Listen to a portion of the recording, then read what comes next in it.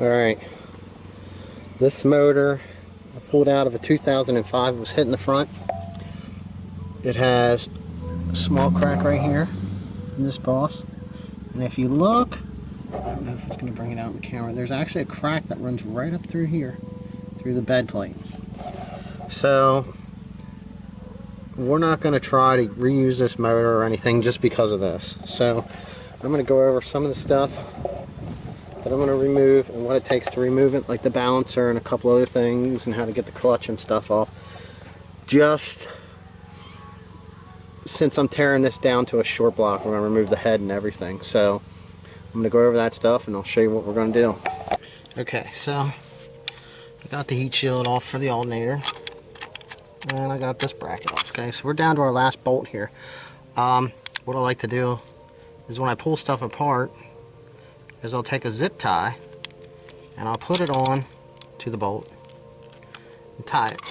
Keeps it where it needs to be, especially if it's not something like the lower alternator bolt that has like a nut on it. So you can just run your nuts through there like that. I did the same thing with the alternator heat shield. So I have both my bolts and the lower nut that holds that on, and I'm going to take everything else off exactly like this. If you see here, I already had put these two bolts back in here, so I know where they are if I'm going to reassemble this or install this motor.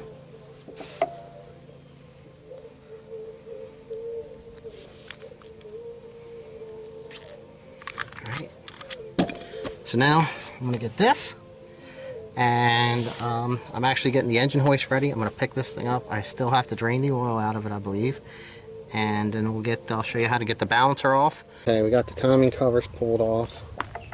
Popped the turbo off, got it out of the way. As you can see, that's how I remove this. Right on the pile. Alright, I got a bunch of stuff undone down here. I'm planning on trying to unbolt the entire cylinder head and just let, I gotta do this here, undo everything and just lift it right off in all in one shot. I gotta get the clutch off yet. I gotta go find the wrench for this, and I can get the flywheel pulled.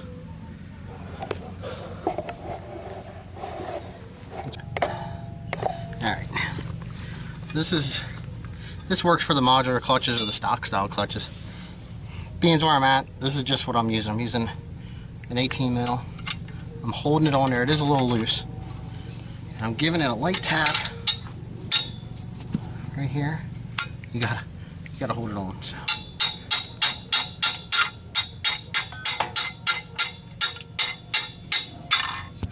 These typically don't come off this hard if they're on stock or were never removed.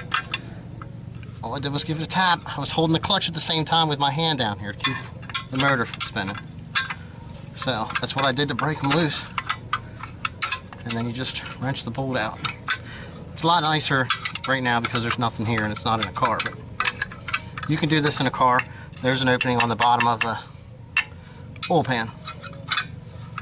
I wanted to add, since now I'm on to the last bolt, that if you are holding on to this and this spins, these edges on this flywheel are sharp. They are wore from the starter engaging multiple millions of times. And if you're holding on to this and you let this spin too far up, you will smash your fingers in here.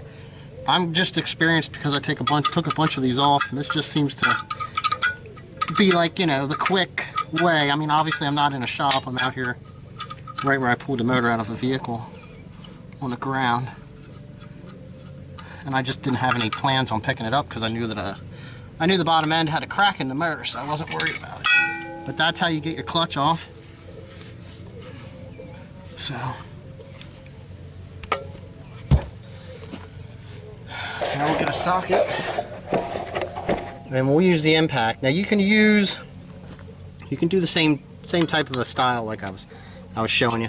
If you get the wrench on there, you know, there's things that will hold this, or you can have somebody hold the crank bolt still for you at the same time, and then you can tap on it with the hammer gently on the wrench or whatever, and you can just, you know, jerk them loose kind of like you would with an air hammer. But since I got access to impact, that's how I'm taking them off. Okay, did want to add something. You can tell because this has the rings around there, that they had this removed, okay? I also just wanted to put in there that they did use a lot of Loctite, okay? Which, that's good. The blue Loctite holds till, I'm not sure what the temperature is, but I think it's around 200 or more. And they hold pretty good. Now, sometimes, or we'll not say just sometimes, but we'll say I use silicone on there, and that will resist any vibration, and it'll stay in there just the same with the silicone and the threads, but it does make it easier to remove when the time comes, because sometimes you can get the Loctite in there pretty good. Alright, let's get this off here.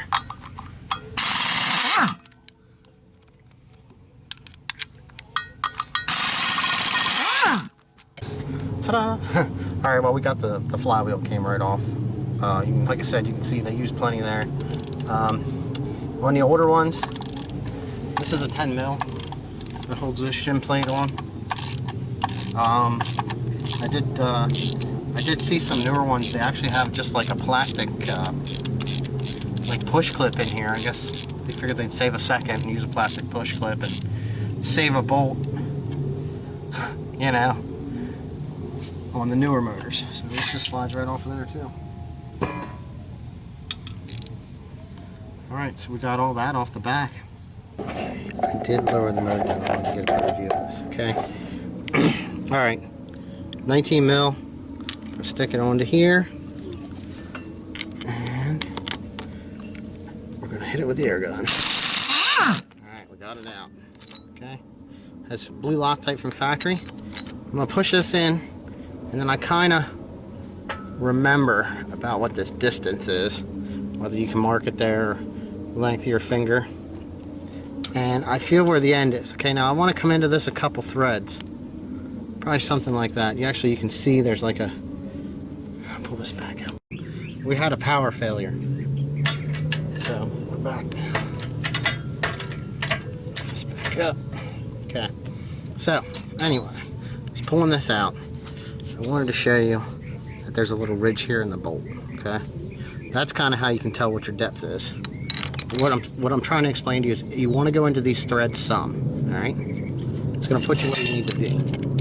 Now they do have a balancer with a little like pin rod that actually goes down through here without the bolt bottoms out in the crank, so you can push it off. I had one of them. It didn't last too long. About 3 or 4 pulls, and the teeth on the end strap cracked off. So I got me one of these, which is a 3-jaw gear puller. All right. So you get this thing on here like this, lined up. There's play in these, so they fit on, and you can tighten everything up because it's just how they are, how they work. All right. Now this is going to push on this bolt. Is what it's going to do. Now it's screwed in some, so it's not going to damage any threads. What's going to happen is it's get tight, and then it'll pop. I don't know if I caught the pop in the audio or not. Try to turn this so you can see. It's starting to pull away. Hair popping. Pull off.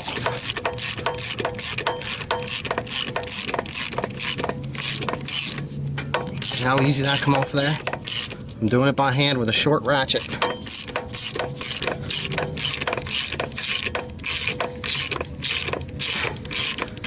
Alright, so got this pulled out almost all the way to the bolt. Alright, get it good tight against it. Loosen this right here. If I don't have it too tight, I can loosen this. Now if you look in here, we're off pretty far. Sometimes you can get on these and they'll wiggle right off. So what I'm going to do here is I'm going to loosen the push shaft on the gear puller, and I'm going to back this out and screw it in a thread or two. It's going to give me a little bit more room. Now, you can use an impact on this if you want, but I prefer not to because it's really easy to mess stuff up. See, and it pulls really easy when it gets to the end. So sometimes they'll pop right off.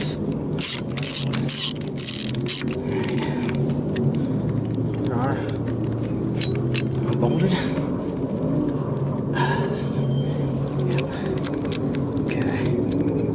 Now this is where it gets fun. It kind of sucks sometimes. If you feel brave, you can loosen that all the way and it'll push on that outer thread, but you don't want to do this if you're having to crank really hard. See how easy this is moving? I'm applying like hardly any pressure on here, and it's pushing it off. All right, this is both a little loose. Okay, all the way out. Then I'll tighten that just enough to hold it.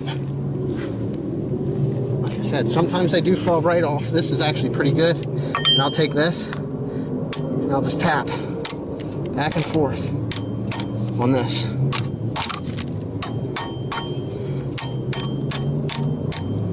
And it'll pull it right off. You know, the ball peen I have right now is probably not the best thing. Usually I like to tap on this with, you could use a dead blow or a rubber mallet. That way you're not damaging your tools. But it slides right off. That's how I get my lower crank dampeners off. Alright, now we have the timing cover pretty much off here. There's one bolt here which is underneath the bouncer. You can't get to that till you have it off here. So we're going to get that. We're going to pull a couple more things here, and then we'll be back to show you some more stuff. Right. Wanted to show you that if, for example, you were going to put your water pump on, you want to get these lined back up to the arrow, and if you see here, this stuff's upside down. Alright, you actually want to read them correctly up. See how it says up? But, okay, now what you want to do is, this is a 13. I just break it loose. You can stick a 1/4 mil like extension right into here. I just tapped on this to get the tensioner to move back. That way I can remove the whole timing belt. Now this is the tensioner. These are the cams. There's your idler, your water pump, and then your crank. Everything has to go around there. So taking this off because we're removing the head. All right, so you know that. Now that we have the belt off and the front cover, we need to remove both of these cam bolts. Now this is most easy with an impact wrench, whether it's air or battery powered, due to how they are. So I have air, so I'm using air, but you could use possibly like a strap wrench across the top of this gear, a strap wrench, and have the socket, and then have a buddy hold it or whatever you wanted to do, and you can hit the ratchet, or if you can get a wrench onto here, whatever you got to do, and tap it, and you can break it loose like I did with the clutch bolts and the flywheel bolts. If you're going to use a ratchet, you want to keep something that's really short so that you're in closer, so that when you're hitting on the handle, you're not putting angle bind on it too. So all right, had to remove all the 8 mils, the tensioner, the idler, the idler and tensioner pulleys. Then I could remove the tensioner off of here. There's 2 13s here and an 8 that actually all hold that back plastic in. So now that we have all that off, we're pretty much almost down to the cylinder head and lines and hoses. So we still need to get some stuff drained out of here, whether it's antifreeze and or oil, before we're going to pull the cylinder head. That way everything's down. Now the thing's been sitting here. There could possibly be some up top, but there shouldn't be theoretically, especially since this lower hose has been off and the pump's pretty low. Okay, so now this is actually a pretty clean motor. All right, now if you look down through here, you'll see that the head bolts are underneath the cams. So what we're going to do is we got to take all the bolts out that holds the cam in, and the keepers the whole way. And you want to make sure that you keep these in order and reinstall them the same way they came off, or you'll have problems. Alright, so we got all the cam caps off and the ends. You have to remove the cam sensor to be able to get the back plate off. And we pulled them all off, and we just turned to our left, and we laid them all out exactly how they go. You don't want to spin these, you want to set them down exactly like this, so that when I pick this one up, I'm going to go back just like that. Alright, and that's how I have them sitting there. So now we're going to, these things pretty much just will pop right out. Alright. A little tap.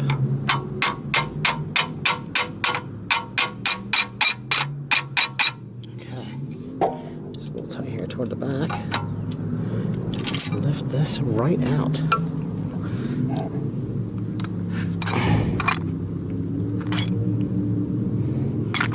Not exactly sanitary conditions to be doing this, but everything, if it does get reused, it'll be going over, cleaned up.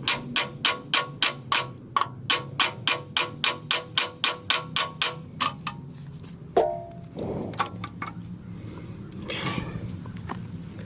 We have that cam, exhaust cam. Now we can get down in here at the actual bolts. We're going to use an impact, and we're going to caddy corner our way out and then hit opposite corners, something similar to the way you would torque it down. Alright, see here we have all the head bolts out. I just hand tightened these back on. They're not tight or nothing, but they're back in the exact same space, the exact same way they were going, so nothing's here. Now I got this unbolted from here, which should allow me to completely lift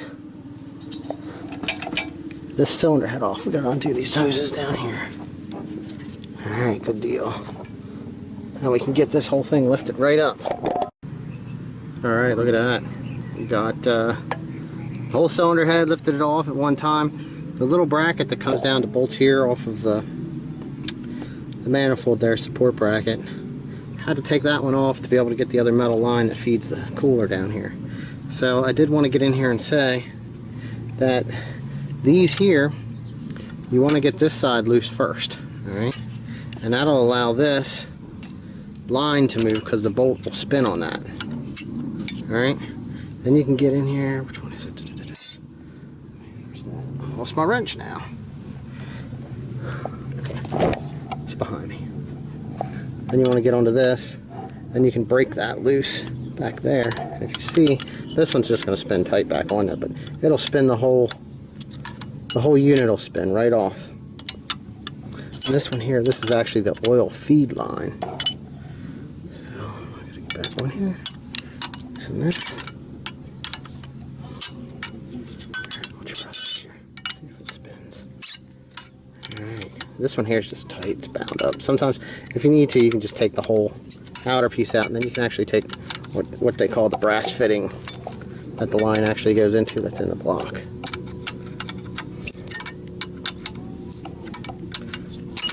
Alright, that's all you do there. So we got the lines off. I pulled the upper coolant line off. The oil return came off with the turbo. Removed our metal lines that run out through here, and we're pretty much down to an oil cooler and this bracket here. And then alright, just do a little quick walk around here, look down inside there, see that stuff. I did take the air and blow around this. This is actually cracked across the top here, down through, across the bottom here, and actually cracked going back that way. And it's coming through really good. It's coming better on the camera than what I can see with the naked eye. So, like I said, the bed plan was junk on this, which is why we tore this apart. This motor only had 100,000, like 200 and some miles on. And it was actually pretty clean inside there as far as the top of the head was. There was no real oil buildup, so they did change their oil, other than a few small oil leaks over this thing. But Right now I'm just draining this stuff out. Got it drained into a pan. Try to get all the oil out of it for now, and then we'll get it flipped up and we'll take a look at the bottom.